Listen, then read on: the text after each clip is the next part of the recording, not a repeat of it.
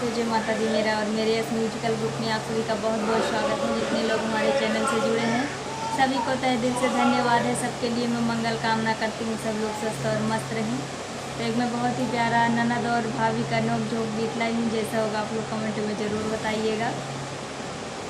अरे चली न बहाना तोहार ननदी, अरे चली न बहाना तोहार ननदी, कैसे झुलनी है रानी हमार ननदी, कैसे झुलनी है रानी हमार ननदी, हमार ननदी हो हमार ननदी, कैसे झुलनी है रानी हमार ननदी।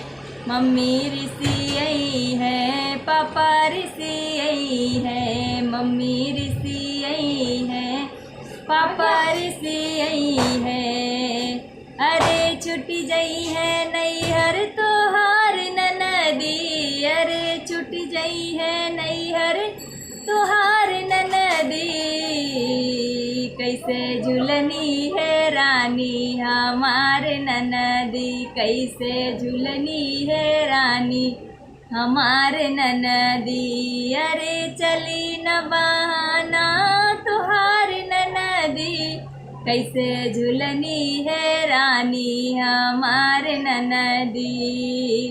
चाचा ऋषि आई है, चाची ऋषि आई है, चाचा ऋषि आई है, चाची ऋषि आई है। अरे छुट जई है नैहर तोहार ननदी, अरे छुट जई है नैहर तोहार ननदी, कैसे झुलनी है रानी हमार ननदी, कैसे झुलनी है रानी हमार ननदी। अरे चली न बहाना तोहार ननदी, कैसे झुलनी है रानी हमार ननदी, कैसे झुलनी है रानी हमार ननदी। भैया ऋषि आई है, भाभी ऋषि आई है, भैया ऋषि आई है, भाभी ऋषि आई है।